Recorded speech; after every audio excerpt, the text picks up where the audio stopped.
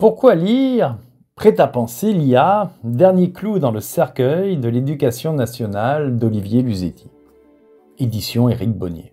Déjà, pour comprendre ce qu'est l'élagage synaptique. Durant l'enfance, le cerveau produit une quantité massive de synapses, beaucoup plus qu'il n'en utilisera jamais. Cette surproduction est une stratégie biologique. Elle offre au cerveau un vaste terrain de jeu pour s'adapter à son environnement. À partir de l'adolescence et jusqu'à environ 25 ans, le cerveau élimine activement les connexions jugées inutiles ou redondantes. Les synapses fréquemment sollicitées se consolident et se myélinisent. Celles qui ne le sont pas sont détruites. C'est un processus économique adaptatif.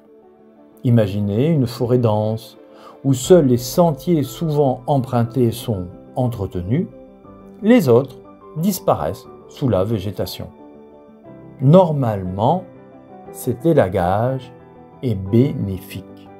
Mais si un adolescent en classe de 4e ou de seconde délègue précocement sa réflexion à une IA, rédaction, analyse, résolution de problèmes, et consacre l'essentiel de son temps cognitif à des écrans récréatifs, télévision, jeux vidéo, à récompense immédiate, alors les circuits cérébraux supérieurs sont sous-sollicités.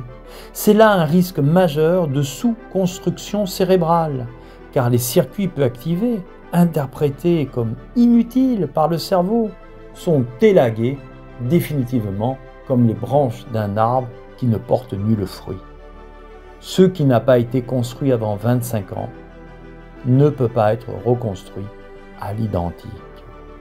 La plasticité compensatoire, cette capacité du cerveau à recruter des zones alternatives pour pallier un déficit, dépend de la richesse initiale du réseau neuronal. Ainsi, une adolescence marquée par le délestage massif de l'effort cognitif offrira une réserve trop pauvre pour compenser efficacement à l'âge adulte.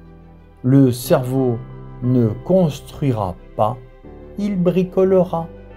La neuroplasticité adulte est compensatoire, non générative. Un point de non-retour neurodéveloppemental sera alors atteint.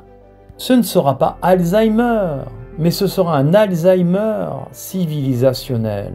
Car une jeunesse qui n'aura pas appris à penser, à lire, à se questionner, ne sera pas malade, elle sera amnésique de ce qu'elle aurait pu devenir. D'abord la jeunesse, puis l'humanité tout entière. Cette sous-construction structurelle bâtira un monde où les machines ne domineront pas par la force, mais par le vide qu'elles viendront remplir. Ce ne sera pas la fin de l'humanité, ce sera la fin de ce que l'humanité savait d'elle-même, une rupture anthropologique. On a déjà connu des basculements. L'écriture qui a changé la mémoire, l'imprimerie qui a changé la pensée, le numérique qui a changé notre rapport au temps. Mais ce qui se joue avec l'IA est d'une autre nature. Elle touche à la formation biologique des circuits cérébraux.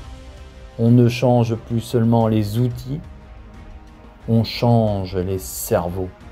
On ne transmet pas de lumière à un esprit.